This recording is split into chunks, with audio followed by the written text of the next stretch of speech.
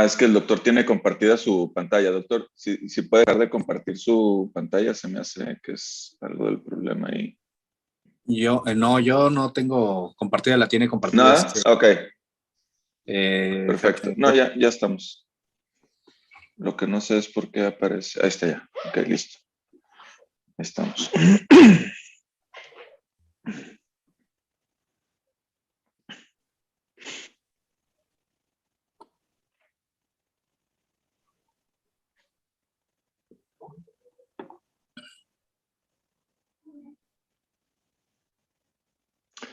Listo, perfecto. Buenas noches, muchas gracias por acompañarnos. Ingeniero, muchísimas gracias por el apoyo con la plataforma de FEMECOT. Damos la más cordial bienvenida a nuestros panelistas e invitados, colegas ortopedistas que nos acompañan de la ciudad de Morelia, Michoacán, de Mérida y de Guadalajara. Para dar inicio a nuestra sesión, me daré permiso de leer el acta de la sesión del 9 de junio, ya que el doctor José Luis Aguilar no le fue posible estar presente con nosotros en esta noche. Entonces, el día 9 de junio del 2021 a las 20 horas se da inicio a la sesión ordinaria del mes de junio, registrando una asistencia de 62 colegiados y se aprueba la minuta de la asamblea previa. Nuestro presidente nos dirige los siguientes mensajes. Se comenta acerca de los eventos FEMECOT. Número 1, el Congreso Regional Occidente Centro, los días 29 a 31 de julio. El curso de osteoporosis FEMECOT, 13 y 14 de agosto. Simposio de ortobiología FEMECOT, 8 y 9 de junio. Con un descuento para este evento, el cual concluye el 30 de junio. Congreso FEMECOT del 20 al 22 de octubre en la ciudad de Monterrey. Se envió mensaje al chat, incluía la liga para su inscripción. Se nos menciona que aquellos médicos que habían pagado su registro para el año pasado deben hablar a Casa FEMECOT para revisar el estatuto de la misma, el estatus, perdón, de la misma. Se actualizan datos en la plataforma FEMECOT para poder ingresar al portal FEMECOT. Se comentan las reglas del chat del colegio. Su objetivo es difundir mensajes académicos o avisos de interés para la asamblea. Se puede utilizar para avisar sobre congresos, reuniones, sesiones o eventos de carácter académico o que involucren al colegio. Estamos intentando reactivar las sesiones presenciales.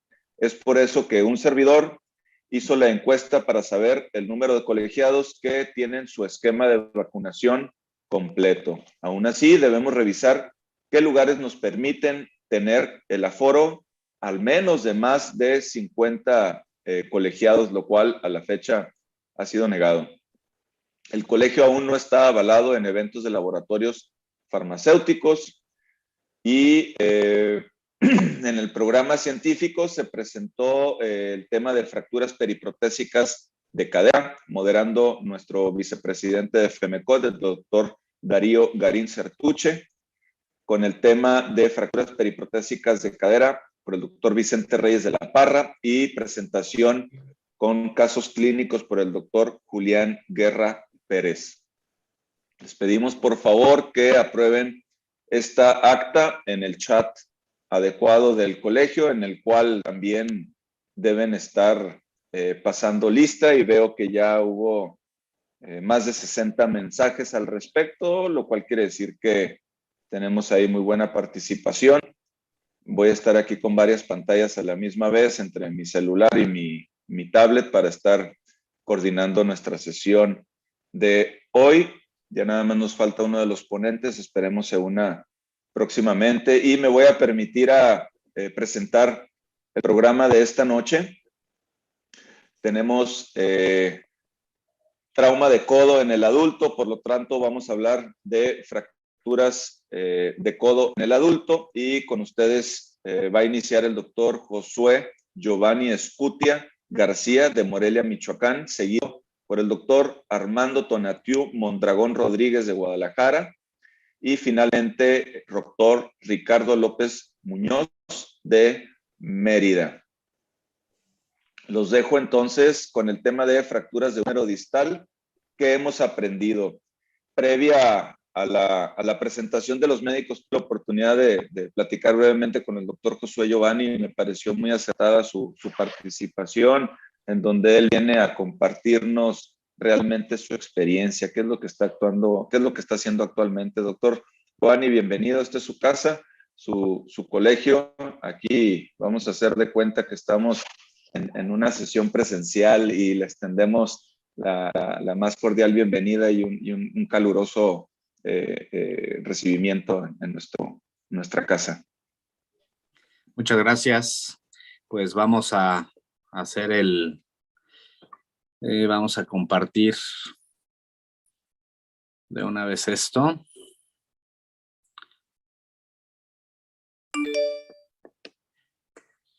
Y muy bien, pues vamos a iniciar, nada más si me pueden retroalimentar si se está visualizando adecuadamente la presentación. Se visualiza perfecto, doctor. Muy bien, muchas gracias. Pues bueno, pues les agradezco al doctor José Luis Aguilar, al doctor Alfonso García y al Colegio de Ortopedia y Traumatología de Tijuana, pues esta invitación. Ya han sido con esta un par de ocasiones que gentilmente me invitan a participar y siempre lo haremos con bastante gusto. Y pues sí, comentábamos que se trata entre todos los ponentes de compartir lo que estamos haciendo. Yo creo que siempre es importante que no solamente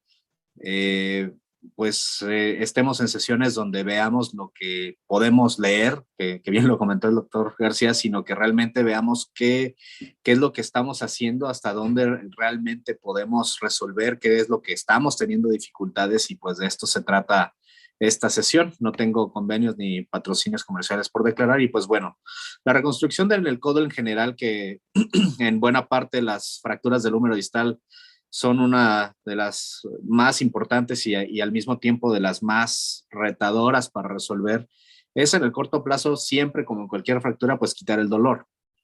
Sin embargo, tenemos que visualizar que a largo plazo hay que lograr una flexión funcional, y es aquí donde nos atoramos un poquito, porque en las secuelas de las fracturas es donde eventualmente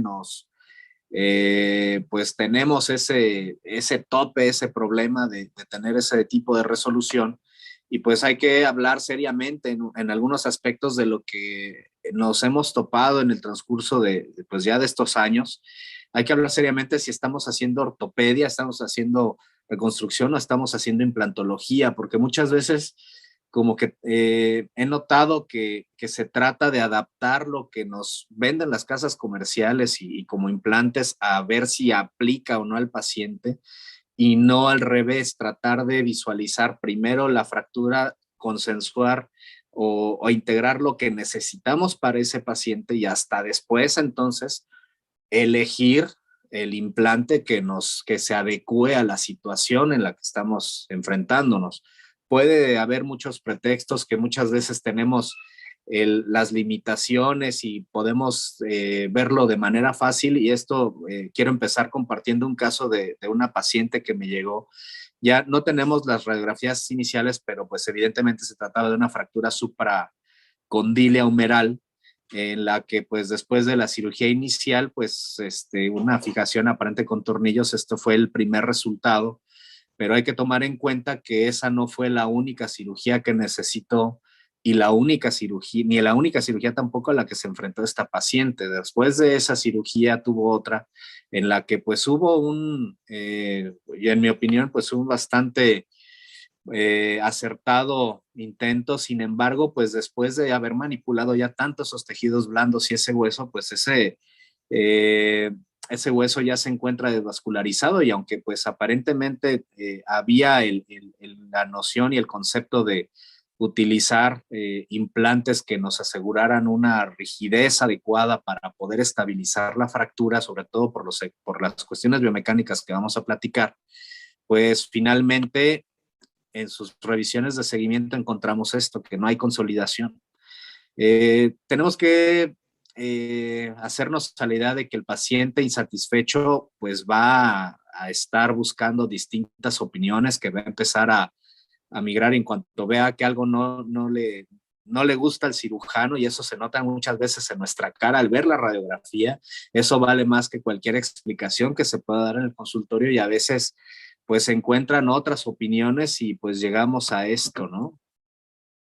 La revisión de la revisión, pues en la que en este caso, por ejemplo, pues tenemos que la paciente, pues al ir con otro médico, aparentemente le había ofrecido una osteosíntesis, aunque yo aquí, francamente, ya en esa esperanza, no entiendo cuál era el concepto, y eso quiero decirlo de manera muy, muy seria y muy frontal. Creo que hay que ser muy serios en esto. Aparentemente la intención, por lo que le explicó su doctor, la intención de la osteosíntesis era pues recuperar la articulación, pero prácticamente fue como si se hiciera entre una artrodesis, porque está unida el segmento distal del húmero al olecranon, y pues realmente no veo que se haya trabajado para quitar las superficies articulares, y pues este es el resultado, ¿no? Después de eso va a rehabilitación, donde le intentan mover, y pues en el movimiento hasta que se escucha un tronido, pues es cuando la paciente empieza a mover, pero obviamente con dolor. Entonces tenemos una paciente con un codo pues muy inestable, flotante prácticamente, y esto pues es por lo que finalmente acude con nosotros a la consulta. Entonces, tenemos que conceptualizar primero en el húmero distal que no todas son iguales, como aplica muchas frases en la vida, pues aquí también. Esto pues tenemos que hacerlo de manera muy, muy directa. Pues en el húmero distal, pues ya lo que hemos visto, pues hay muchas clasificaciones, muchos tipos, y sobre todo las que están con minutas, pues son las de más difícil manejo. Pero también tenemos las fracturas articulares. Entonces esto muchas veces se nos hace muy fácil, ¿no? Decir, bueno, nada más con la radiografía planifico mi cirugía, y muchas veces pensamos o conceptualizamos la cirugía pensando en las tipo 1, en las que, por ejemplo, nada más tenemos una fractura del cóndilo, pero cuando la abrimos, que este caso que estoy presentando es un caso de una revisión de la fractura, pues esa es la sorpresa, porque nada más fue fijada con unos clavos de Kirchner, y pues al final, al exponer el codo, como teníamos que hacerlo, pues encontramos prácticamente una de tipo 4 con un fragmento adicional. Entonces, aquí en este caso, por ejemplo, pues yo me validé un implante que, como siempre nos ha pasado en todos lados, pasa en muchas ocasiones, uno confía en que el proveedor del material va a llevar todo, y pues me llevó una placa pues del tamaño que él quiso, porque tal vez no había otra más larga que solo sirviera para lo que yo quería, que en este caso era darle estabilidad angular a ese fragmento articular, con el que quise fijar pues esa fractura. Entonces, al final, pues por eso aquí lo acepto también, pues es un error mío, ¿no? O sea, y es un error que nos puede pasar, de que muchas veces el proveedor también nos dice, sí, tenemos todo completo, y pues resulta que al abrir los implantes, pues resulta que tenemos una placa de una longitud que no es, que tal vez pueda no representar un problema, a menos que pues queramos hacer mucha disección. Entonces, por eso utilicé estrictamente los tornillos y pernos necesarios, pues para estabilizar nuevamente esa fractura.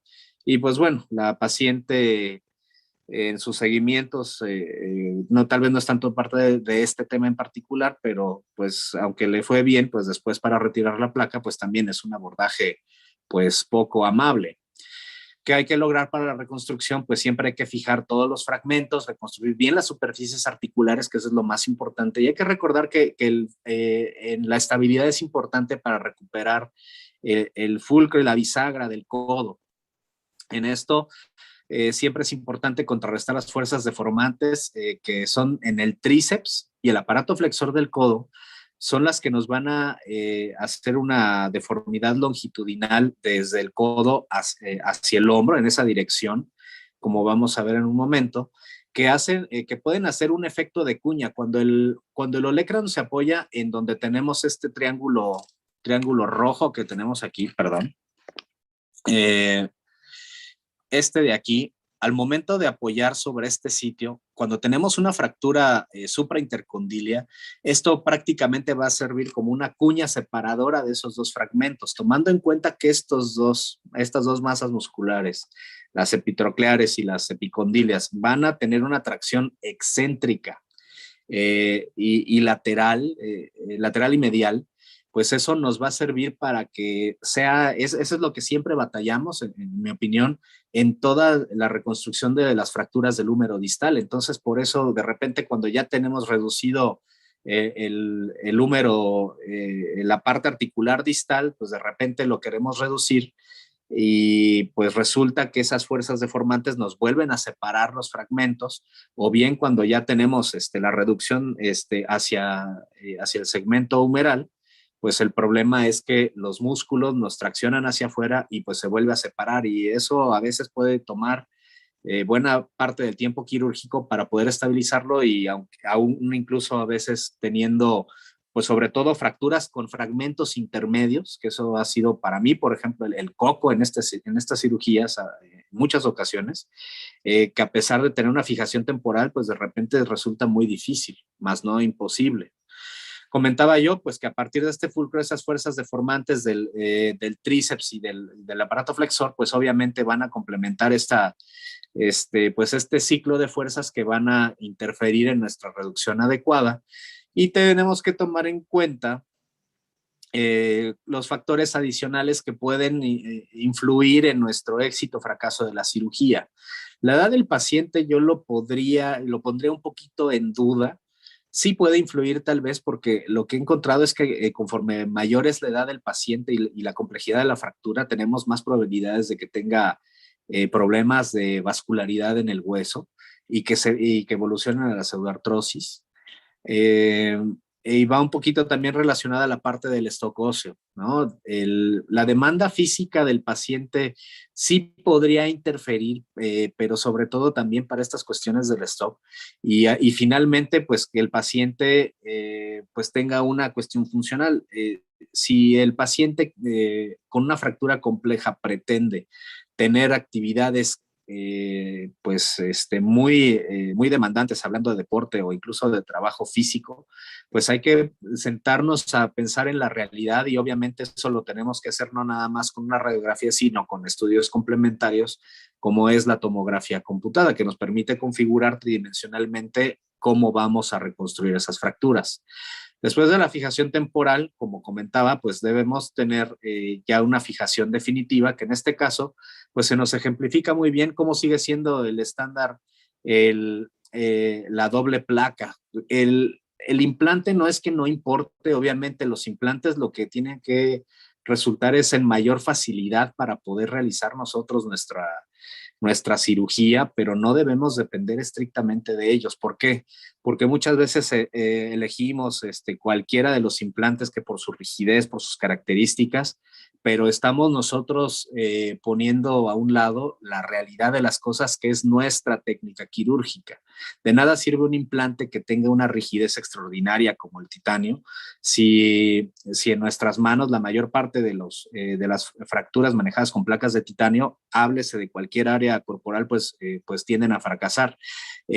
Si después, o sea, los implantes hay que entender que tienen una utilidad finita, en cuanto a que después de alcanzar entre 3 a máximo 6 meses la consolidación completa, el implante debe perder toda su utilidad, y esa debe ser la mejor de las vidas útiles del implante.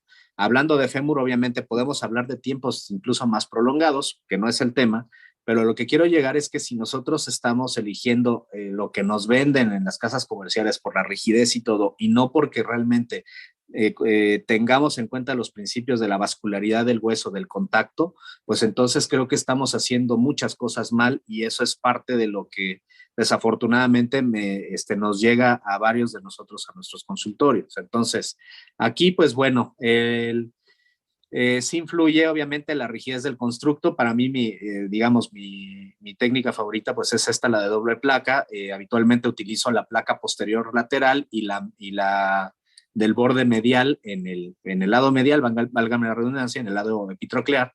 Y la verdad es que tiene muy buen resultado. Hay que recordar este aspecto importante, que no deben ser siempre de la misma longitud para evitar que se concentren fuerzas de estrés al mismo nivel en el sitio donde hicimos las perforaciones y la colocación de la placa, porque hay que entender que ese exceso de rigidez que no está distribuido en una superficie mayor, pues van a condicionar que en un momento dado podamos tener una falla sobre todo en pacientes con bajo stock óseo.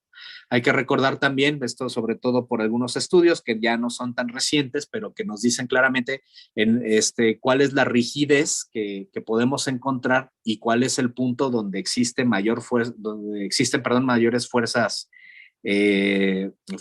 péndulas excéntricas, que es en el número distal, que es a partir de donde se pueden fatigar en cuanto al aflojamiento, los tornillos o pernos distales, y pues bueno, en un segmento donde evidentemente pues va a haber concentración de fuerzas que ocasionen la fatiga del implante.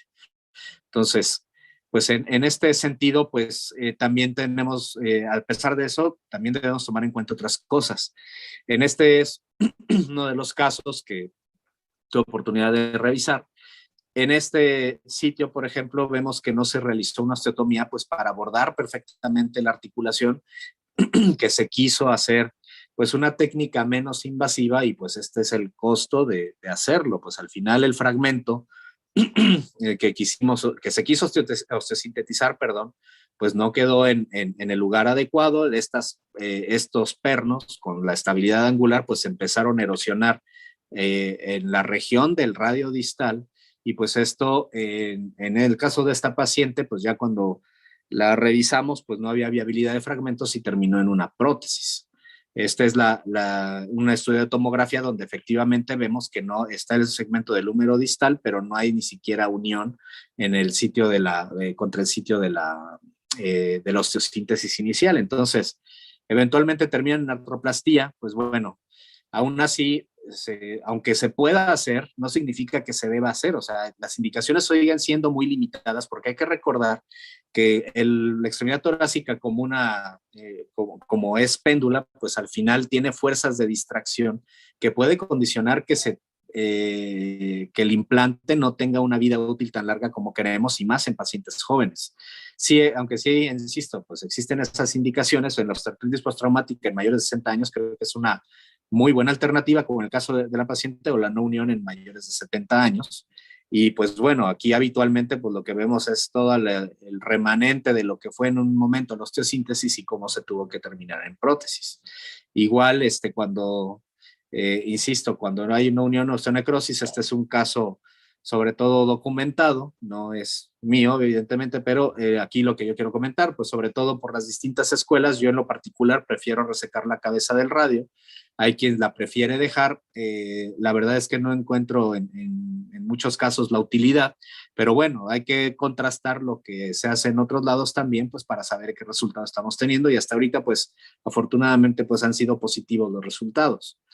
Volviendo al caso que les presentaba inicialmente, pues hay estudios complementarios, pues sí debemos tomar una tomografía en la cual, pues por ejemplo, pues tenemos que analizar todo lo que hay alrededor del hueso, todas las deformidades, los defectos, y eso pues nos va a dar una gran idea de dónde estamos parados. Algunos estudios adicionales, sobre todo en los casos de revisión, pues bueno, hay que ver electromiografías para evaluar el estado nervioso, sobre todo del cubital, que está muy cerca y que casi siempre resulta lesionado o por la fractura o por la cirugía en sí. Hay que ver las posibilidades de que exista una infección asociada y que haya sido también causante de que no hubiera consolidación. Y pues bueno, al final, en el caso de esta paciente que ya buscaba una resolución definitiva, terminé haciendo esto. No es lo ideal porque pues al final esta sí era una paciente muy joven, pero yo no encontré ninguna determinación como para poderla reconstruir. Pues al final pues el resultado puede parecer muy bueno, sobre todo en las cirugías que tanto nos gusta pues pues ahora sí que cacarear en redes sociales. En realidad mi postura es que no es algo que a veces nos haga sentir tan orgullosos, porque al principio este resultado, Doblamos, él, pues extendemos, prácticamente la paciente se aquí, encuentra muy contenta con abajo, con ese aspecto hacia funcional, pero a mí me preocupa cuánto le va a durar. Yo hablé con ella muy seriamente de todas las posibilidades, pero pues bueno, el paciente busca calidad de vida, está dispuesto a tomar los riesgos, y aquí es donde tenemos que ser muy serios en no prometerle cosas que no vamos a cumplir. Yo claramente le he dicho a esta paciente pues que en un momento dado pues vamos a tener que explorar nuevas alternativas o nuevas cuestiones para nuestro, digamos, para resolver el problema que también se compró a futuro. Entonces, en las fracturas del húmero distal existe toda una serie, un algoritmo y una distribución de su tratamiento, sobre todo cuando existe un buen hueso y que existen las condiciones, pues hay que intentar la reconstrucción y la osteosíntesis, y si falla, hay que tratar de repetir la osteosíntesis. Solo en casos muy avanzados donde otras condiciones nos lo impidan, incluso en pacientes jóvenes, pues se recomienda la artroplastia de interposición. En los pacientes ya mayores de 65 años, hay que ver si realmente tiene un hueso adecuado y hay que intentar la osteosíntesis. Y en el caso de las fallas, entonces sí, tenemos la alternativa de la artroplastía, pero pues al final tenemos que ser muy juiciosos en cómo lo ofrecemos, ¿no? Entonces, muy conminuidas, osteoporóticas o que tengan una tendencia al fallo, pues obviamente sí hay posibilidades de ofrecerle la artroplastía, pero pues tenemos siempre este problema del aflojamiento y que nos vayamos hacia la revisión.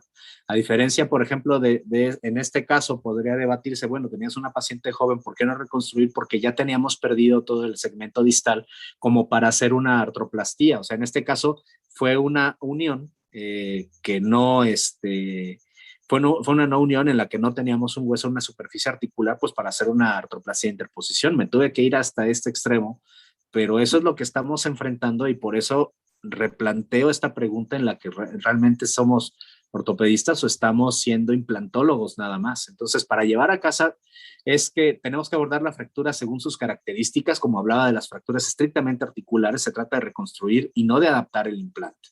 Siempre contar con estudios complementarios como la tomografía. Yo ya rutinariamente no opero una fractura en el codo si no tengo la tomografía, además de las proyecciones, que bien podemos discutir su utilidad de las proyecciones radiológicas, pues bueno, o sea, la tomografía definitivamente siempre es una herramienta que nos va a tener muchos más datos que tomarle una serie de 5 o 7 proyecciones. Y pues bueno, una fractura del húmero distal, que una fractura pueda terminar en prótesis no significa que debamos colocarla. Les agradezco su atención y pues vamos a dar continuidad al programa. Doctor, muchísimas gracias. Excelente presentación. Yo ya anoté mis preguntas para el final de esta sesión, hacérselas. Entonces aquí me las voy a reservar y también estimulo al resto de los miembros colegiados que vayan anotando las preguntas aquí para el doctor Escutia. Vamos a continuar con el programa y para esto voy a presentar al doctor Mondragón y él nos va a hablar acerca de las fracturas de la cabeza del radio, si es viable o no la reconstrucción. Doctor Mondragón, bienvenido, buenas noches y adelante. Hola, buenas noches. Muchas gracias por la invitación. Un honor participar en este tipo de charlas académicas y vamos a compartir, siguiendo con el tenor, pues un poquito de la experiencia que tenemos y abordando el tema de lo que corresponde a las fracturas de la cabeza radial.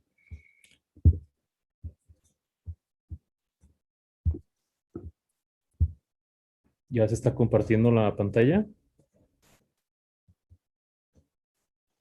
Sí, es correcto, doctor. Muy bien. Entonces, pues todos sabemos que la cabeza del radio es un estabilizador secundario a las fuerzas, sobre todo en valgo del codo, y esta estabilidad va a proporcionar el 30% de todo lo que compromete los estabilizadores primarios del codo.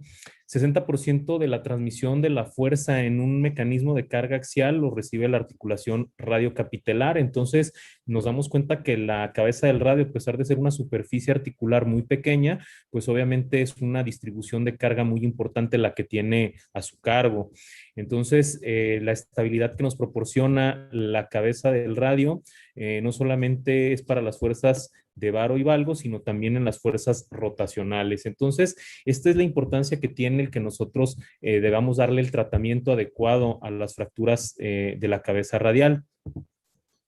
Todos sabemos pues que los mecanismos más comunes, como los mencionamos, es esa carga axial con un mecanismo casi siempre de valgo forzado y con la mano en pronación. La clasificación, no nos vamos a adentrar mucho en eso, ya la mayoría de nosotros la conoce, la clasificación de Mason es la más aceptada. Las tipo 1 son las que se refieren a las no desplazadas o in situ, las tipo 2 con un desplazamiento parcial, ya sea de la superficie articular o de la cúpula o de la superficie del cuello. Las tipo 3 por lo general presentan una conminución, 2 o 3 fragmentos, y las tipo 4, aparte de la conminución o de la fractura, presentan una luxación. Aquí los datos más importantes es el porcentaje de estas fracturas, es decir, en las tipo 1 el 6% es lo que es muy bajo, ¿de acuerdo? Y esto es porque la verdad es que son muy raras, casi siempre los mecanismos de energía en este tipo de fracturas nos van a generar impactos fuertes, transmisiones de energías altas o mecanismos que inclusive van a involucrar la luxación y compromisos ligamentarios. Entonces, si nos damos cuenta, el mayor porcentaje de este tipo de fracturas se producen en grado 3 y grado 4. Entonces, en ese sentido, realmente el que nosotros hablemos o discutamos mucho sobre el tratamiento de la 1 y la 2, pues la verdad es que no tiene mucho caso. Ya sabemos que las 1 el tratamiento es conservador, el tipo 2 el tratamiento puede ser quirúrgico si el fragmento está muy desplazado. Inclusive si el fragmento es muy pequeño puede haber resecciones parciales, pero el problema es qué hacemos con las tipo 3 y las tipo 4, qué tan viable es el que yo pueda reconstruir esta cabeza. Entonces, a pesar de todos los implantes que tenemos desarrollados, implantes de osteosíntesis, placas anatómicas con un perfil muy bajo, tornillos canulados también de un perfil muy bajo, las opciones de la prótesis, entonces aquí es donde siempre que tenemos este tipo de fracturas nos surge la duda, ¿verdad? ¿Qué tan viable es que yo pueda reconstruir o lograr preservar la cabeza del radio en mi paciente? Entonces, vamos a comenzar con un caso clínico. Ella es una paciente del sexo femenino de 52 años de edad, ella es ama de casa, se dedica principalmente a realizar actividades del hogar y sufre una caída de propia altura al resbalar en una superficie mojada con el brazo en extensión y pronación. Ella quiso meter el brazo para no golpearse y le provocó un fuerte dolor y deformidad en su codo. Ella dice que los paramédicos que la atendieron en el momento, estaba en una tienda departamental, le hablaron a la ambulancia, llegan los paramédicos y ella dice que le acomodaron el codo, entonces al parecer tuvo una luxación, no hay radiografías, no estuvo documentada, y fue reducida en la zona del accidente, no fue reducida en hospital. Ella le toman una tomografía y llega a la consulta con los resultados de esta tomografía y entonces nos damos cuenta de una fractura conminuida de la cúpula radial con muchos fragmentos ahí dispersos y que teniendo en cuenta que tuvo un mecanismo que se catalogó, que se dijo como una luxación, pues también vemos ahí que hay un pequeño fragmento que sugiere una avulsión en la porción del cóndilo lateral. Entonces, podríamos suponer que también tiene una avulsión del ligamento, del complejo ligamentario colateral lateral. Al momento de la cirugía, nosotros hacemos una evaluación de la estabilidad ligamentaria que tiene la paciente tanto en varo o en valgo.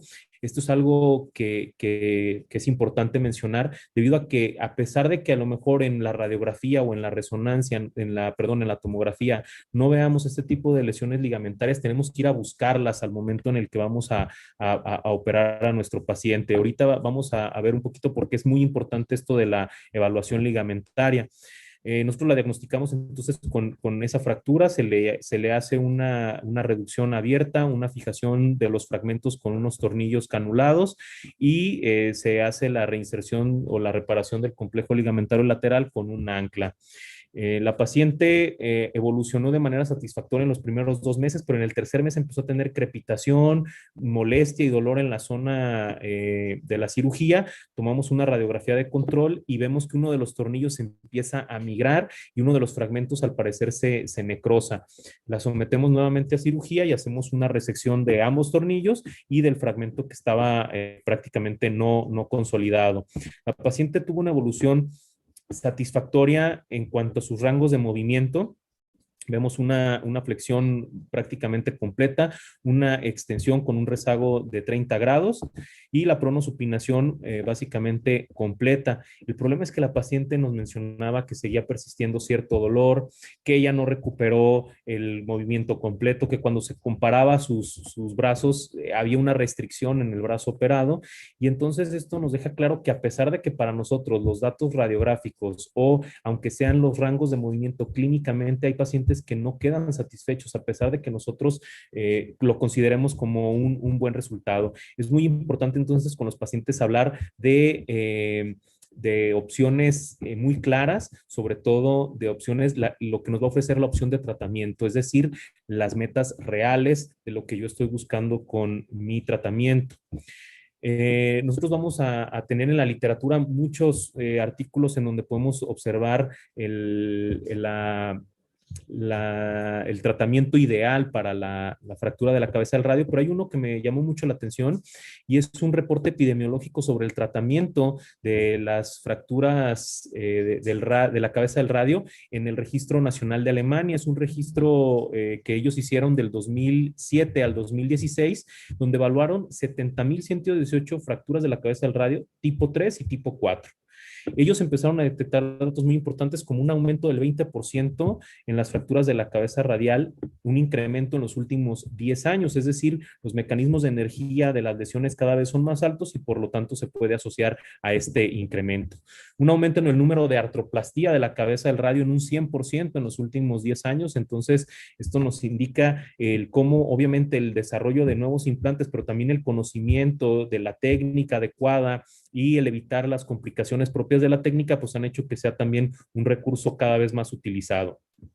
Pero hay un aumento también en la osteosíntesis, sobre todo en el uso de placas, por lo mismo, el desarrollo de placas anatómicas de bajo perfil y hechas básicamente para cualquier configuración de fractura, nos abre un abanico de posibilidades muy importantes para el tratamiento de este tipo de patología. Lo que también ellos notaron es un decremento en el número de las resecciones de la cabeza del radio. Y la resección solamente la dejaban para pacientes con fracturas aisladas, es decir, sin lesiones ligamentarias y en mayores de 65 años. Entonces, podríamos decir que la experiencia que ellos nos transmiten en estos 10 años es que hay un aumento en la reconstrucción. Puede ser por osteosíntesis, puede ser por un reemplazo articular de la cabeza del radio y un decremento en la resección de la cabeza del radio. Toco este tema de la resección de la cabeza del radio porque también para muchos de nosotros es a veces una opción dentro del tratamiento en las fracturas conminuidas de la cabeza del radio, sobre todo las tipo 3 y 4 que dijimos que eran las más comunes, pero el problema es que la cabeza del radio no es para todos y entonces encontramos también artículos donde nos hablan específicamente sobre las indicaciones de la excisión de la cabeza del radio. Buenos o excelentes resultados funcionales a corto plazo, pero los malos resultados casi siempre van a ser asociados a lesiones ligamentarias y lo malo es que la mayoría de los pacientes van a requerir cirugías de revisión y cirugías más complejas que si se hubiera tratado de manera inicial. Entonces, en estos artículos nos dan como conclusión que la resección sigue siendo una buena opción, pero en fracturas aisladas y que nos va a dar muy malos resultados en lesiones ligamentarias. Por lo tanto, insisto, es muy importante que hagamos una evaluación de la estabilidad tanto lateral como medial. Si no contamos con un estudio de resonancia, lo hagamos en el transquirúrgico o al momento en el que hacemos la reducción de una luxación, hacerla en el hospital aprovechando la anestesia que ya tiene nuestro paciente. En otra revisión que se hicieron, también evaluando los resultados que presentaban las artroplastías contra las resecciones de la cabeza del radio en las fracturas tipo 3 y 4, pues obviamente los resultados funcionales y las complicaciones y la necesidad de la reintervención se presentó principalmente en pacientes que tenían artroplastía. Los buenos resultados funcionales fueron en ambos grupos. Entonces aquí es donde a veces nos ponemos a debatir, ¿verdad? ¿Qué será lo mejor? Si me voy por el lado de la reconstrucción o le hago la resección. Mayores complicaciones y reintervención en artroplastía, ese es el problema, pero esto se refiere más a cuestiones muchas veces técnicas o un mal abordaje a la hora de realizar nuestra artroplastía. Entonces, la resección sigue siendo una buena opción, pero en fracturas aisladas complejas, insisto, sin lesiones ligamentarias. Entonces, vamos a tener este segundo caso, que es uno de los que después de esto que hemos discutido quisiera compartir con ustedes. Es una chica de 22 años, ella es licenciada en Cultura Física y Deportes y es una jugadora de softball. En su momento de estudiante, ella fue de la selección universitaria y también de la selección Jalisco de softball. Y ella sufre una caída al bajar del camión yendo a la escuela. Se trata inicialmente como una luxación aislada del codo, la reducen, le colocan una férula, pero cuando ella va a pedir una opinión por un especialista, le proponen como tratamiento quirúrgico la excisión de la cabeza del radio porque estaba fracturada. Entonces ella acude conmigo por una segunda opinión y lleva estas radiografías. Entonces, si ustedes se fijan, presenta la fractura de la cabeza del radio. Al parecer es un solo fragmento, como se ve aquí en la radiografía, y con una fractura también del de el cúbito proximal, una fractura de la coronoides. Entonces, mi opción quirúrgica fue diferente, ¿no? Yo le dije, ¿sabes qué? Estás muy joven, es un fragmento que al parecer está aislado, está grande y podemos hacer una reconstrucción. Solicitamos una tomografía, así como comentaba el doctor Giovanni. Es muy importante siempre tener estudios radiográficos de buena calidad y sobre todo una tomografía para poder realizar una reconstrucción y, como en este caso, hacer la sustracción del húmero y poder evaluar bien la fractura de la cabeza del radio. Esta que parecía un trazo único con un fragmento solamente de la cabeza del radio, nos damos cuenta que es un trazo complejo, articular y que tiene 3 fragmentos. Entonces ya aquí nos damos un panorama más claro de con qué opciones vamos a entrar a la cirugía. Le hicimos una reducción y una fijación con una placa anatómica para la cabeza del radio, tornillos canulados, y al fragmento de la apófisis le hicimos una reducción con un ancla. También era un fragmento muy pequeño y no podíamos colocar el tornillo, entonces decidimos agarrarlo con un ancla. Estas son las imágenes transquirúrgicas y observen los fragmentos grandes que nos permiten una buena reducción. La colocación de la placa anatómica es bastante sencilla en el sentido de que una vez que tenemos la reducción de los fragmentos nos permite colocarla y fijar los tornillos de acuerdo a los trazos que se presentan. La paciente tiene una evolución, como digo, para nosotros o para mí como cirujano satisfactoria a los 6 meses, pero ella estaba muy triste porque esta flexión y esta extensión no le permitía a ella practicar su deporte. Yo no, al parecer ya no tenía claro, o fue mi error no decirle la complejidad de la lesión que ella tenía en su codo, la complejidad de la fractura, pero aparte de las lesiones asociadas que tenía, no solamente la fractura de la cabeza del radio. Entonces yo estaba contento, pero ella estaba muy, muy triste. Sin embargo, a la hora de después volverla a ver, la perdí después de los 6 meses, ya no la volví a ver, hasta que me la encontré en la misma, ahí en la escuela, al año 8 meses postquirúrgica, y ella presentando un rango de movimiento obviamente bastante aceptable. Ella me dijo, pues la verdad es que evolucioné mejor, doctor, y por eso ya nunca lo fui a ver. Después me compartió una foto de ella, ya estaba nuevamente jugando softball, y entonces esto es algo importante. El tratamiento inicial propuesto para ella era la excisión de la cabeza del radio, pero insistimos, ¿verdad? Es una paciente joven, lesiones ligamentarias asociadas, no hubiera sido una buena idea. Estos son los casos que son donde mejor tenemos que intentar la osteosíntesis antes que cualquier otra opción de tratamiento. Como conclusión, podríamos decir que el abordaje sistemático de la fractura de la cabeza del radio debe de ser enfocado a diagnosticar y tratar lesiones asociadas y siempre buscar o descartar lesiones ligamentarias. Debemos de contar siempre con estudios de imagen complementarios, como puede ser la tomografía con cortes finos, y realizar siempre una evaluación de la estabilidad ligamentaria bajo anestesia. La osteosíntesis siempre será nuestra mejor opción en las fracturas tipo 2 y tipo 3, sobre todo en pacientes jóvenes. La resección de la cabeza del radio es una opción en las fracturas de tipo 3 y 4, pero en pacientes de edad avanzada, y estas van a tener malos resultados cuando son tipo 4 con lesiones ligamentarias asociadas. Muchas gracias por su atención. Doctor Mondragón, excelente presentación y sobre todo con conclusiones muy concisas, muy prácticas que todos podemos recordar para llevarnos a casa. Nuevamente, insisto, a los miembros del colegio y el resto del público que nos acompañan esta noche, vayan apuntando sus preguntas para que al final de esta próxima ponencia podamos hacer una discusión muy nutrida. Nuevamente, doctor Tonatiuh, muchísimas gracias y vamos a continuar con el programa con el doctor Ricardo López Muñoz. Él nos va a hablar de la tríada terrible y la inestabilidad postquirúrgica. Doctor Ricardo, bienvenido, buenas noches y adelante. Hola, ¿qué tal? ¿Cómo están todos? Buenas noches. Les agradezco mucho la invitación a un colega que está totalmente del otro extremo del país. Muchas gracias al doctor Aguilar y vamos a tratar de compartir un poquito las experiencias que tenemos con este tema. Agradezco la invitación. Pues, en general, el tema de la tríada terrible es un término que durante nuestra residencia y la práctica, muchos, o si no es que todos, nos quedamos con este concepto en las patologías del codo como lo más complicado, las lesiones más graves que están alrededor del codo se asocian a este tipo de patología.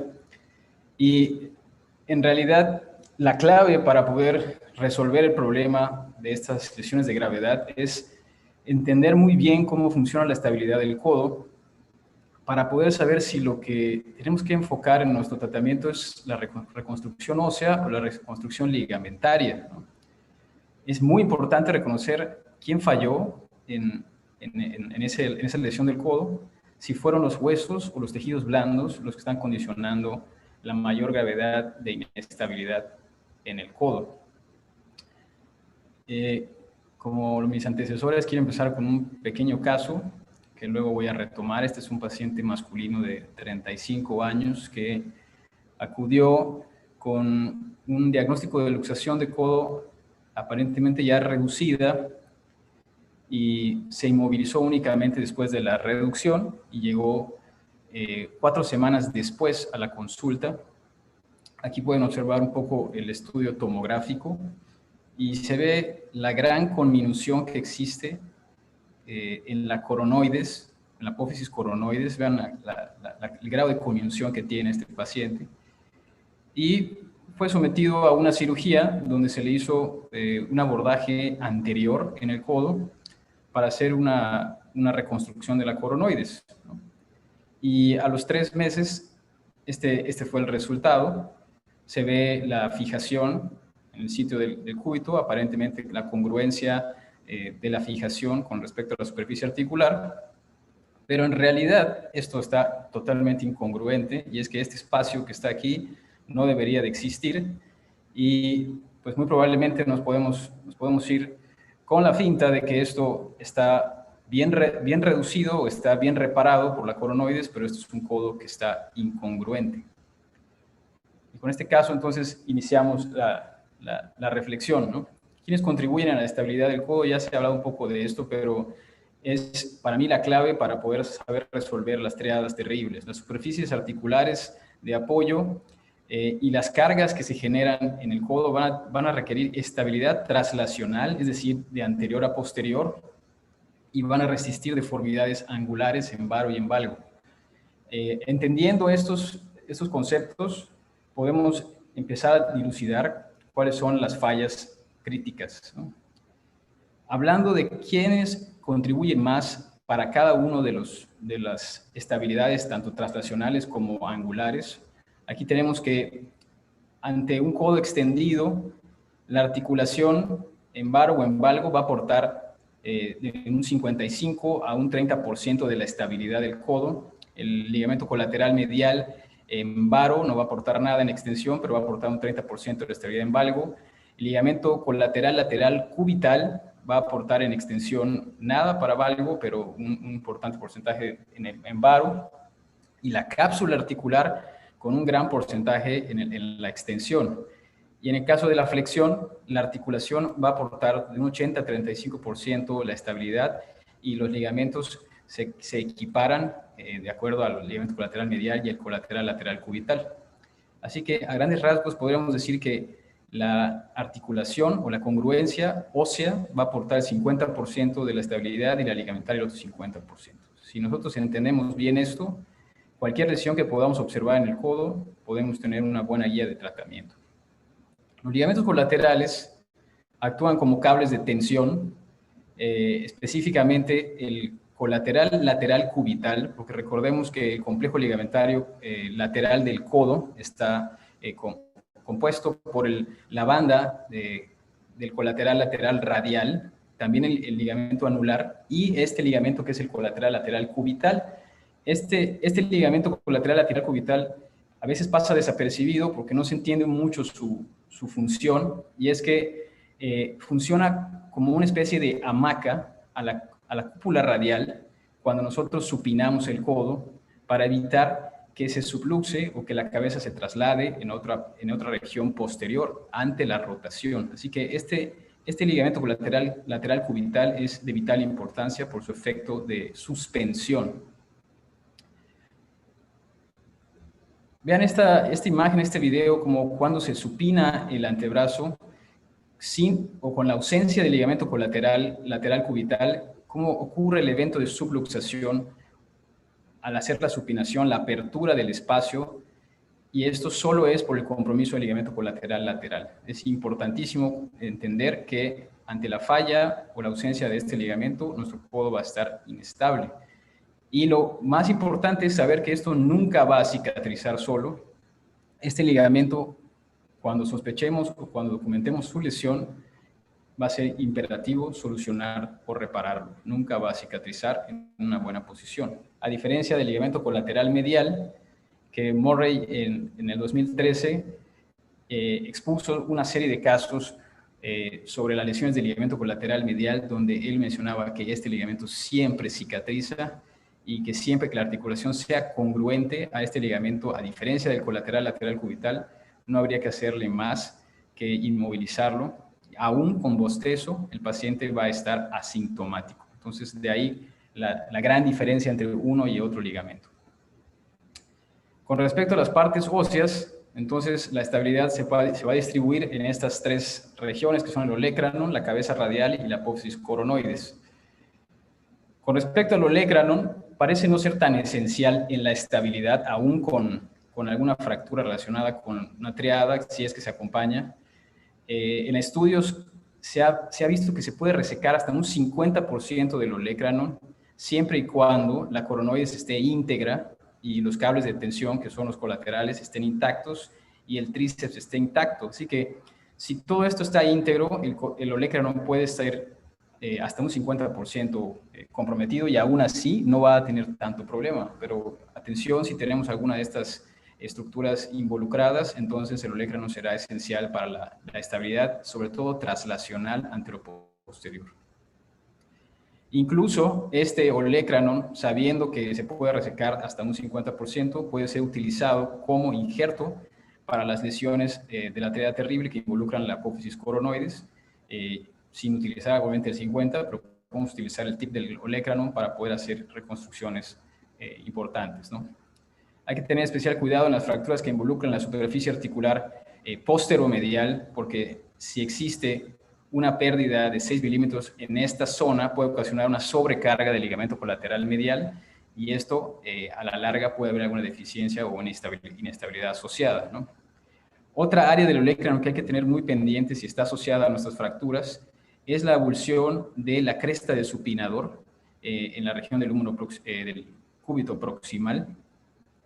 A veces nos perdemos observando las lesiones de la cúpula radial y dejamos de ver este fragmento cercano al cúbito, esta especie de laja o astilla que se ve aquí, que corresponde a la cresta del supinador y que es un aspecto importante en la estabilidad del codo y ameritará reinserción ligamentaria si nosotros lo detectamos. Así que es importante observar estas áreas, ¿no?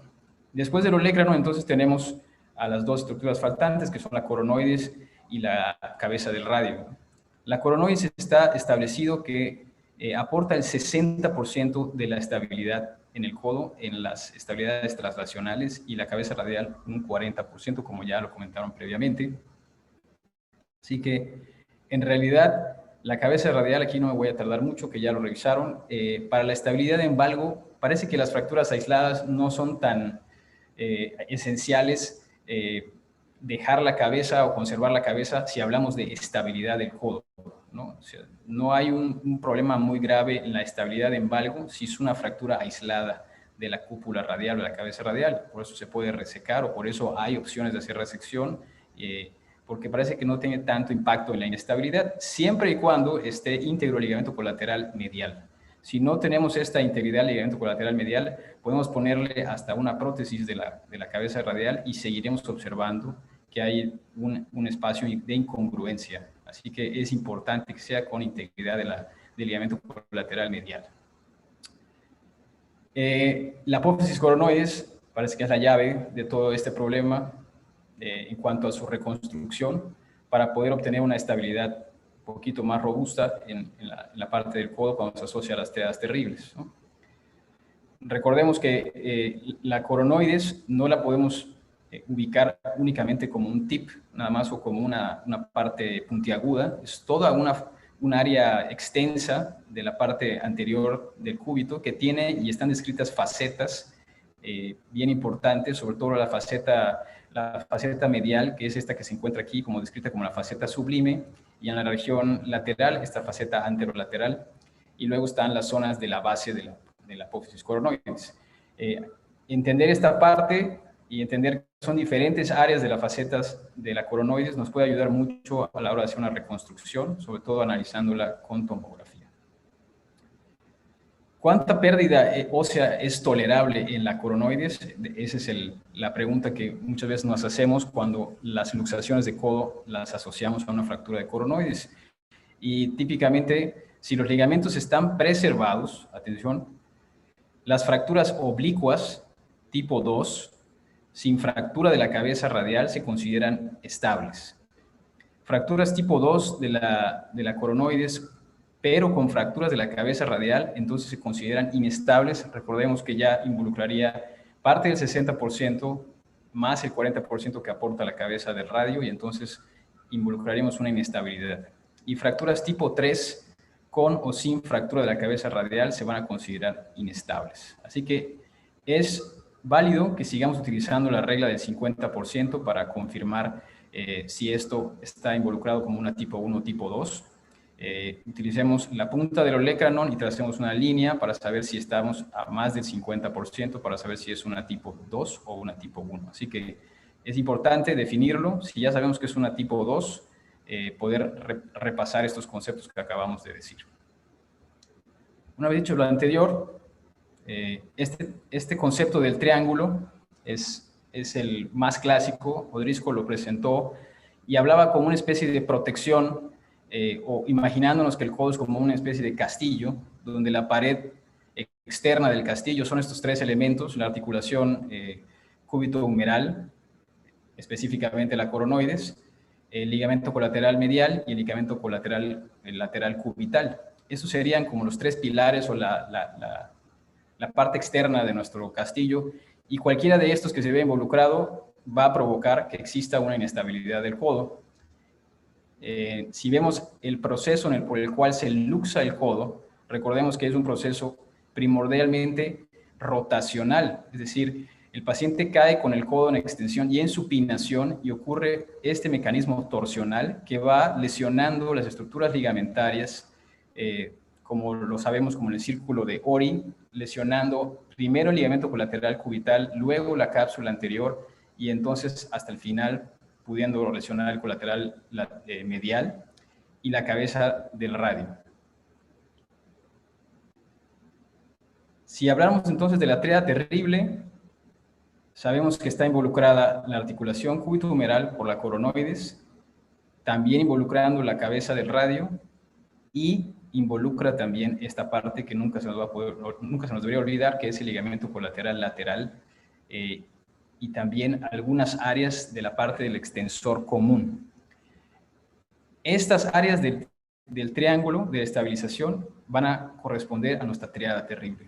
Deberíamos de observarlo así, en vez de pensar únicamente que es solo, como lo sabemos típicamente, como una luxación de codo, fractura de coronoides y fractura de la cabeza radial. Deberíamos imaginarnos mucho más que la tríada terrible es un involucro de la estabilidad de la coronoides y de la cúpula radial, más el involucro ligamentario específicamente del colateral lateral cubital. Si tenemos todos estos elementos, entonces sí podemos hablar de una tríada terrible. No es lo mismo el mecanismo clásico de la tríada terrible que un mecanismo de luxación posterior en extensión sin un agregado rotacional, porque vean, en este caso, el impacto del húmero sobre la coronoides va a provocar mayor daño de sus estructuras, multifragmentación. También la parte anterior de la cabeza radial se ve afectada. Puede haber fractura olecraniana con más frecuencia por el impacto en la extensión, y las lesiones ligamentarias van a ser menos severas. Así que va a ser importante entender las diferencias entre un mecanismo puro posterior como una fractura compleja de coronoides o olecranon que una fractura de tríada terrible que va a involucrar la estabilidad del codo. El tratamiento en una tríada terrible se va a basar primero en una reducción de la luxación bajo sedación. Es importante recalcar este concepto para evitar provocar más lesiones óseas con los pacientes que ya en general van a generar una resistencia durante el procedimiento. Es importante que sea bajo sedación para evitar más lesiones óseas. Probar la estabilidad en pronación neutro y supinación. Muchas veces nos quedamos únicamente con la reducción, y si lo hacemos sin sedación, será poco probable que podamos probar la estabilidad del codo. De eso es la importancia de que sea bajo sedación y luego podamos probar la estabilidad. Después de que hayamos hecho esto y que el codo se sienta estable, hacer una evaluación de los desplazamientos de la coronoides, de la cabeza del radio, específicamente con una tomografía. Si nosotros decidiéramos, después de todo esto, hacer un tratamiento no quirúrgico, deberíamos de pensarlo 2 veces. Es poco frecuentemente indicado. Las fracturas mínimamente desplazadas, con un codo con congruencia articular y con arcos de movimientos estables, aún en más de 40 grados de extensión, y aún así permanecen con estabilidad, son algunos de los criterios para que pueda ser un tratamiento no quirúrgico, una tríada terrible. Y aún así los reportes son controversiales, los resultados no son tan buenos a largo plazo, porque la verdad la mayoría de las lesiones, si se catalogan como una tríada terrible, tendrán que tener una inestabilidad ligamentaria asociada y una secuela segura a largo plazo. Así que el tratamiento debe ser quirúrgico en estas lesiones de preferencia. Y los pasos a seguir, podemos revisar diferentes algoritmos de tratamiento, pero los podemos resumir en estos 4 pasos para ser muy breves a la hora de la discusión, ¿no? El primer paso va a ser una osteosíntesis o prótesis de la cabeza del radio si involucra más de un 25% de la cabeza o hay más de 2 minutos de desplazamiento. Es importante entender que en la tríada terrible, la cabeza del radio va a funcionar como un espaciador. Así que si podemos restituir la cabeza del radio mediante una osteosíntesis, o es un fragmento muy pequeño y la cabeza sigue bien fija a la parte metafisodiafisaria del radio, podemos hacer algo mínimo en la cabeza, porque en realidad lo que más va a funcionar es que permanezca la distancia como un espaciador para que nuestra reconstrucción ligamentaria se vea protegida y funcione. De ahí la opción de que si no se puede realizar una osteosíntesis porque hay mucha fragmentación, entonces ponemos una prótesis de la cabeza del radio para poder mantener la distancia y que mejoren nuestras reparaciones. No tanto por la recuperación de la pronosupinación, sino como un espaciador para mejorar la estabilidad. Una vez hecho esto, entonces elaborar una osteosíntesis de la coronoides, siempre y cuando sean fracturas tipo 2 y 3, utilizando la regla del 50%. Mi recomendación es que se haga con una sutura o con tornillos, y la placa, no todos tenemos la disponibilidad de tener la placa anatómica, así que es preferible utilizar sutura, es decir, hacer perforaciones pequeñas en el fragmento de la coronoides y pasarlas a la parte posterior del cúbito y hacer un nudo en esa región. O si no tenemos superficies óseas donde hacer unos túneles, podemos únicamente referir el tendón del braquial anterior y con eso tratar de abocar la coronoides a su sitio. El paso 3 es reparar de rutina el colateral lateral, específicamente el colateral lateral cubital, el ligamento anular o la banda del radial, pero es mucho más importante reparar de forma rutinaria el ligamento colateral lateral y el ligamento colateral medial, como hemos mencionado, que todos cicatrizan, en realidad solo si es necesario. Acordémonos que aún pueden tener bostezos y son asintomáticos los pacientes, así que rara vez va a ser necesario reparar el ligamento colateral medial. Aunque veamos un hematoma muy importante en el lado medial y que aparentemente toda la lesión esté ahí, recordemos que las triadas terribles, la principal lesión está en la región lateral. Y por último, consideren utilizar una fijación externa si persiste la inestabilidad aún después de los 3 pasos anteriores. Si ya hiciste todo eso y aún así el codo se sigue subluxando o no está del todo estable, consideren poner un fijador externo para poder proteger sus reparaciones. Porque recordemos que en el triángulo de la estabilidad también los tendones extensores y flexores aportan algo de estabilidad, y cuando hay una lesión extensa en esas áreas, poner un fijador externo a pesar de todo lo demás puede ser una opción válida. En cuanto a los abordajes en este tipo de lesiones, conocemos específicamente el 3, el lateral, podemos utilizar el abordaje de Kocher o el abordaje de Lanconio. El abordaje de Lanconio da más exposición a la articulación radiohumeral en la región posterior, y para hacer reparaciones del ligamento colateral lateral cubital puede ser una mejor opción resecar la parte del Lanconio, pero si tú tienes experiencia o te sientes cómodo haciendo un Kocher, puedes ahí fácilmente hacer una reparación de la cabeza radial, puedes hacer reparación de una coronoides tipo 2, y las reparaciones de la coronoides tipo 3 no es tan amigable este abordaje. Si tienes mucha experiencia haciéndolo, quizás lo puedas lograr, pero si no es tu área de expertise o no lo haces con frecuencia y tienes una fractura coronoides tipo 3, puedes utilizar un abordaje anterior o puedes pasar a un abordaje medial para hacer esta reconstrucción, y si fuera necesario, entonces el ligamento colateral medial. El abordaje anterior solo está especificado para fracturas de la coronoides, aquí no es de la cúpula, es de la coronoides aisladas, que no esté comprometida la inestabilidad. Los errores más comunes cuando reparamos la triada es que la evaluación imaginológica es inadecuada. Al no tener conciencia de los estabilizadores, tanto estáticos como dinámicos, nos limitamos a evaluar fragmentos óseos sin saber la parte ligamentaria, así que es importante analizarlo bien. También otro error muy común es resecar la cabeza radial y no ponerle nada, sin un reemplazo. Recordemos que es importante hacerlo por el efecto de espaciador. También otro error es la falla en la fijación de la coronoides, porque es difícil en general hacer esta fijación, pero si tenemos una falla en ello, pues se ve comprometida nuestra estabilidad, sobre todo traslacional. La inadecuada reparación ligamentaria y la falta de protección de la fijación mediante una inmovilización o fijación externa.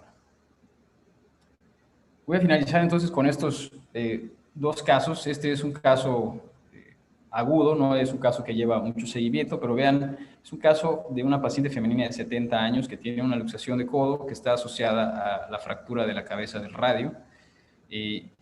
Y observen cómo la cabeza del radio está totalmente fuera del sitio, desabocada, y estaba acompañada de una lesión extensa del origen de los extensores. Con estas imágenes, la paciente se hizo la reducción, se logró hacer una osteosíntesis de la cúpula radial porque no era una fractura a nivel del cuello, y agregado a eso, entonces se hizo una reparación del ligamento colateral lateral cubital para protegerla. Y vean el grado de movimiento, y ahí se ve el injerto, cómo estabiliza el codo tanto en extensión como en flexión.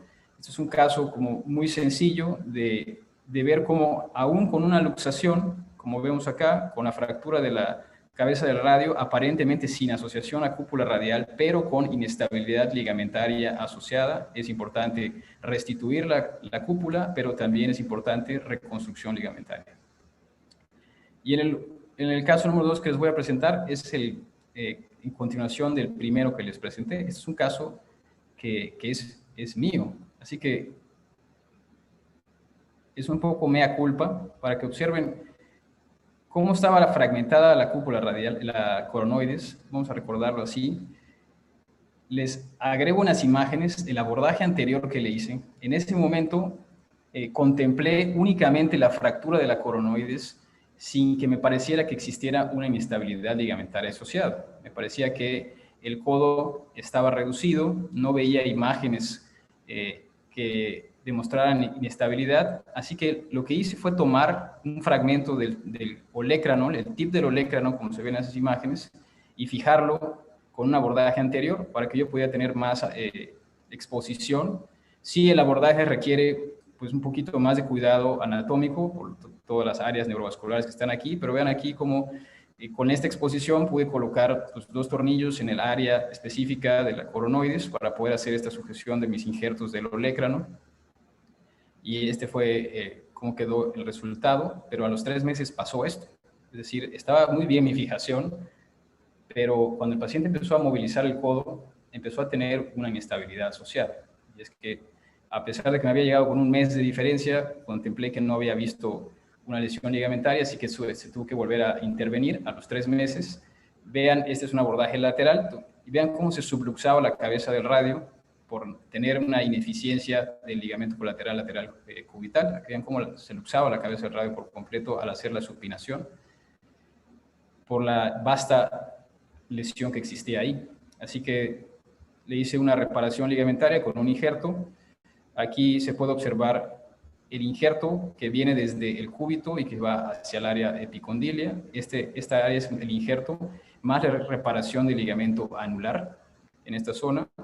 Y con eso el codo quedó estabilizado. De hecho, se ve aquí en la imagen cómo el paciente pronosupina, aún ya con el injerto puesto, pronosupina, y se ve cómo se mueven las fibras del anular sin que exista una subluxación asociada. Este paciente, entonces, de estar en esta imagen, vean el espacio, ya con la reparación hecha, aquí están los túneles para pasar el injerto, y vean la diferencia en la congruencia articular, únicamente haciendo esta reparación ligamentaria. Me había quedado pues muy bien la parte de la coronoides, pero no lo es todo. Así que es muy importante hacerlo. Este paciente ahorita a los 6 meses está bastante satisfecho, tiene un rango de movimiento bastante aceptable, tiene una flexión y una extensión, tiene un rezago de 5% de extensor, pero tiene un rango funcional del codo, completa la pronosupinación y hace su vida normal.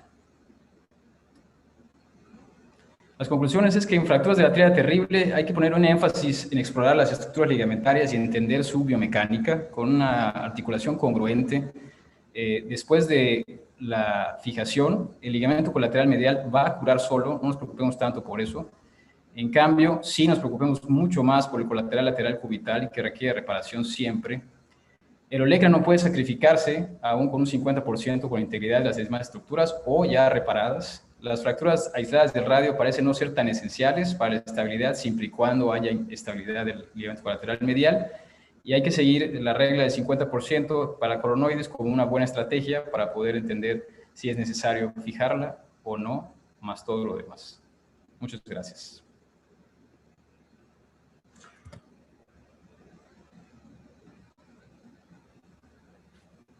Muchísimas gracias, doctor.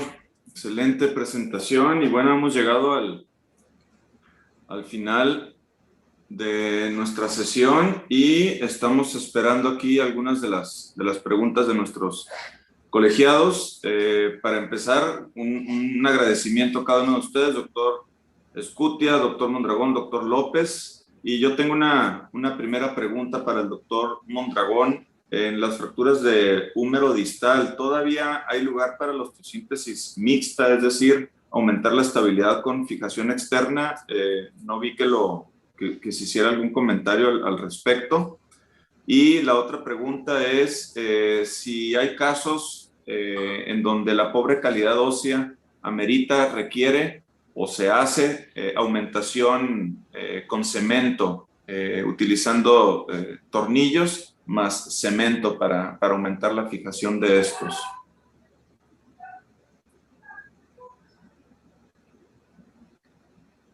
bueno, en las fracturas del húmero distal, el tema lo tocó, lo abordó el doctor Giovanni. Perdón, para el doctor Sin Sputnik embargo, era sí, sí, es sí. correcto. Y cualquiera de los Sí. tres, digo, igual, sé que son expertos en el área.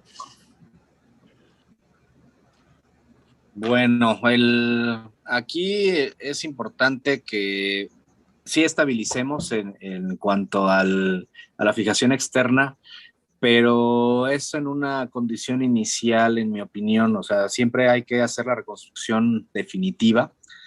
Eh, Tengo un caso que un colega gentilmente me refirió, pues sobre todo por la complejidad de la fractura, y pues él lo que hizo fue colocar la fijación externa. Platicó con la paciente la posibilidad de colocar una prótesis, pero pues una paciente joven insistiendo pues en esa complejidad. Por ahí tengo las imágenes la verdad es que no las encontré, pero es un caso que para mí es muy emblemático, porque lo que tuve que hacer con los fragmentos intermedios de la articulación fue poner clavos Kirchner que tuve que dejar incluidos, pero que me sirvieron mucho para esos fragmentos intermedios que luego no alcanzamos a fijar con los propios tornillos de las placas. Y pues sí, o sea, al final de cuentas, en mi opinión, la fijación externa, para lo que quería llegar, es que sirve para estos casos en los que por lo menos necesitamos mantener la estabilidad, distracción, pero para hacerlo combinado con una fijación definitiva, pues la verdad es que no me convence a mí, porque significaría que entonces dejamos un constructo inestable, ¿no? Entonces, sí puede haber casos muy, muy complejos que lo ameriten, pero por ejemplo, teniendo complejos en que el húmero distal aparte tenga una extensa destrucción humeral, pues realmente tenemos que considerar si realmente son candidatos a hacer de una osteosíntesis mixta, ¿no? Entonces, eso sí es importante. La otra pregunta no recuerdo. Ahorita ya se me fue en la primera Aumentación explicación. con cemento, doctor, como se utiliza en otras áreas quirúrgicas en pacientes con pobre calidad ósea, aumentación con cemento, Yo la verdad es que no tengo tornillos experiencia granulados. con eso, no lo he utilizado, Okay. no me da confianza. Mi opinión es que no me da confianza, incluso en el húmero proximal tampoco. Perfecto. Muy bien. Me están pasando aquí algunas de las preguntas. Hay una que es muy, muy general porque no especifica en cuál de las tres áreas de los temas que se tocaron se refiere. Y bueno, la pregunta es muy abierta, pero yo creo que pudiéramos enfocarla si se prefiere injerto autólogo o de algún otro tipo de banco. Dice la pregunta qué injertos prefiere utilizar, pero está muy general la pregunta. Entonces, por ahí vimos que cada uno de los tres habló al respecto. Me gustaría que tuvieran su opinión acerca del tema y en caso de utilizar injerto óseo o inclusive injerto para recuperar estabilidad ligamentaria, nos hablaran un poquitito, nos ampliaran un poquitito la discusión en esta área. Injerto óseo, yo siempre prefiero autólogo. El injerto óseo cadavérico lo dejo tal vez para pérdidas óseas muy grandes, pero no me da a mí la seguridad, por ejemplo, platicando nuevamente de la vascularidad de los fragmentos. En la parte distal del húmero, pues creo que es un poquito debatible en cuanto a la integración. No sé, mis colegas y amigos. Bueno, yo por la parte, perdón, por la parte de los injertos con respecto a mi tema, para la estabilidad ligamentaria yo utilizo Palmaris, el propio injerto del paciente, Palmaris longus. Si el paciente o es insuficiente o no tiene Palmaris, utilizo únicamente semitendinoso. Sobra muchísimo, pero se puede utilizar con buen tamaño. No más grandes de eso, porque los túneles no van a funcionar. Si el tendón es muy grande o el injerto es muy grande, se van a complicar mucho si sus túneles son muy, muy amplios. Van a poder tener dificultades para comunicar los túneles. Así que les recomiendo utilizar injertos pequeños, de 4 o 5 cuando mucho. y ese es el tipo de injertos que utilizaría yo en mi caso. Para la coronoides, ya comenté que se puede utilizar el olecranon, es una buena opción. Se ha descrito que se puede utilizar incluso si vas a poner una prótesis de cúpula, puedes utilizar la misma cúpula que sobró o que resecaste, puedes utilizar un fragmento de ella para poder hacer una reconstrucción. Y en otros casos, utilizar incluso costocondrales, ¿no? Eso es con respecto a mi tema. Yo prefiero, igual como se mencionó, injerto autólogo en los defectos óseos de cresta.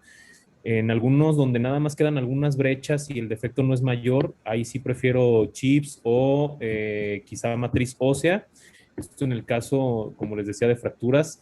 Y en las cuestiones ligamentarias, igual que Ricardo, yo siempre utilizo palmaris longus, pero hay pacientes que sí son a veces como muy quisquillosos y te preguntan que por qué le vas a quitar un tendón de otra parte si lo que le estás reparando es el codo, y ya en esos casos les ofrezco el injerto de cadáver, pero siempre yo me enfoco más a los injertos autólogos.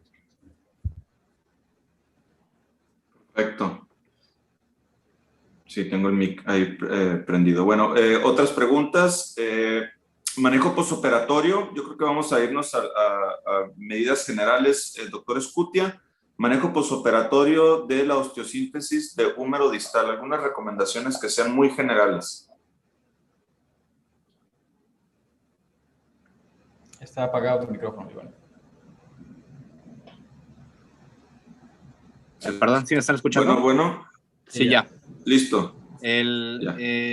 Uno, en el posoperatorio, utilizar una codera me gusta mucho, sobre todo porque nos permite empezar a controlar los rangos de movimiento y sobre todo encontrarnos en el punto medio contra la rigidez y la protección que debemos ofrecer en fracturas, sobre todo cuando son más inestables. Aquí hablamos sobre todo de pacientes que no tienen estabilidad ligamentaria, que es en el caso de Ricardo. Dos, pues muchas veces el abordaje puede ser extenso. Antes de utilizar la codera, sobre todo si hicimos mucha manipulación, pues es colocar vendaje Jones, utilizar un buen esquema antiinflamatorio. Incluso yo utilizo pues esteroides en el perioperatorio para favorecer eso, porque sí es importante controlar eso. Muchas veces los codos se dematizan demasiado. Y pues bueno, siempre es prudente mantener la indometacina como es el de mi elección, en mi caso, para también, aparte de su función antiinflamatoria, es para prevenir osificaciones heterotópicas. Tampoco abusar, obviamente, de antiinflamatorios, pero sí para mí es importante ese aspecto en este tipo de pacientes. Muchas gracias, doctor. Siguiente pregunta. Lo escuchamos decir que, bueno, no usted, doctor Escutia, pero lo escuchamos decir, el doctor López, que el ligamento colateral medial ese siempre cicatriza, y la pregunta que hacen aquí es, en algún grupo de jóvenes deportistas, ¿será prudente repararlo? Bueno, estamos hablando de pacientes con antecedentes traumáticos. Si la pregunta está enfocada en un deportista que tiene una lesión ligamentaria secundaria a sobrecarga o sobreuso, como puede ser en los lanzadores o en algún deporte que se utilice demasiado esfuerzo en valgo, la insuficiencia del colateral medial se tendrá que reconstruir, ¿no? Las cirugías de Tommy Jones, que son las más comunes. Pero en el caso de los eventos traumáticos aislados, que no son los deportistas, es cuando se comenta este concepto de que en ese evento aislado el ligamento colateral medial es raro que se tenga que reparar porque cicatriza y es estable, ¿no? Aún así, si tú haces una prueba y tiene un bostezo muy amplio, puedes hacer una reparación con sutura, pero pues ahí está uno de los máximos exponentes del codo, que con una amplísima experiencia, él habla de que prácticamente nunca lo repara, ¿no? O'Driscoll no repara los colaterales mediales. Estamos hablando de pacientes con triada terrible, que sería muy distinto a la sobrecarga por los deportistas, es otro tipo de lesión. Bien, otra pregunta igual para usted, doctor. ¿Cuál es la técnica quirúrgica que prefiere en la triada terrible y qué estructura es la que se debe fijar primero? Bueno, ahí como lo comenté, los abordajes dependen mucho de la habilidad del cirujano o qué tanto puedas lograr una exposición adecuada, ¿no? Quizás por la curva, al principio da un poco más de miedo tratar de hacer todo por un abordaje lateral, por no tener una buena exposición. Actualmente, la mayoría de las triadas las resuelvo con un abordaje de Kocher o uno de Lanconio, y a través de ese propio abordaje lo que hago es hacer primero la osteosíntesis de la coronoides, si es posible. Lo hago con suturas o con una guía. Te puedes hacer uso de una guía para hacer las perforaciones o hacer la osteosíntesis. Luego, entonces, hago la colocación de la prótesis de la cúpula radial, si es necesario, o la osteosíntesis, y de último, hago la reconstrucción ligamentaria. Excelente, sí. Muy bien, doctor. Última pregunta. ¿Qué hay que hacer en pacientes jóvenes? ¿Qué recomienda con fractura luxación inveterada y con neuropraxia del radial? Fracturas, luxaciones inveteradas del codo y neuropraxia radial. La mayoría de las luxaciones inveteradas se pueden, si no tienen incongruencia articular, o sea, si no tienen una fractura asociada, se pueden corregir con las aumentaciones ligamentarias y les va bien a esos pacientes. Porque nos encontramos que muchos de estos hay diferentes grados de inestabilidad, pero la mayoría de estos pacientes tienen subluxaciones, y entonces corrigiendo la parte ligamentaria podemos mejorar mucho la congruencia del codo y evitar partes de inestabilidad. Ahora, si el paciente tiene una fractura no tratada y además la inestabilidad ligamentaria, sí estamos en zonas difíciles de hablar como si fuera un algoritmo de tratamiento. El resumen sería basarnos en esos conceptos de estabilidad. Aún teniendo fracturas inveteradas, habrá que hacer una artrofibrolisis, tratar de liberar las áreas, hacer procedimientos de columnas y luego tener la opción de hacer una reconstrucción ósea o ligamentaria, pero sería la misma secuencia de algoritmo de tratamiento buscando la estabilidad. Y para la neuropraxia radial, pues habría que hacer un estudio más a fondo sobre el grado de lesión, si es por atrapamiento, si es por una sección.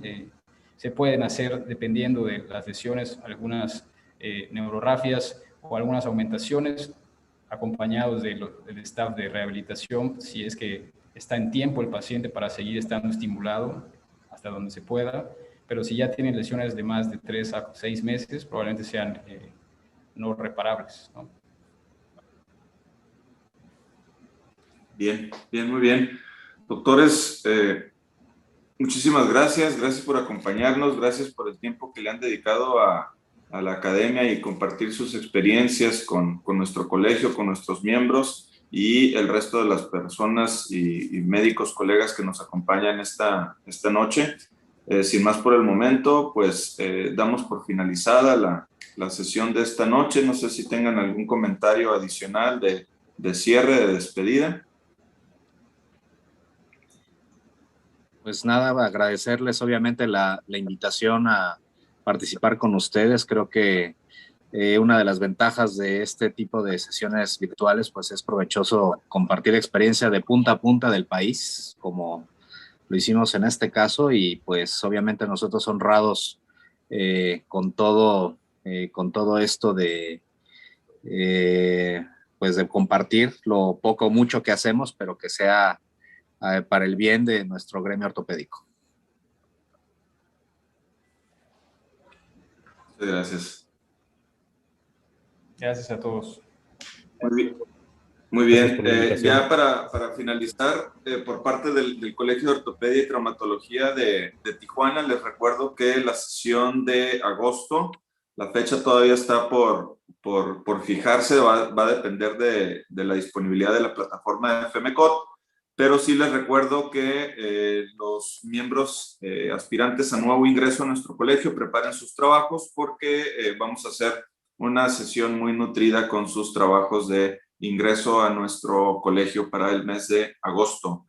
Y para el resto de los ponentes, los invitamos nada más a que se queden unos segunditos, minutitos en cuanto se cierre y nos salgamos de la transmisión en vivo por YouTube. Es una recomendación por parte del ingeniero de FEMECOT. Buenas noches a todos, muchas gracias y nos vemos el próximo mes.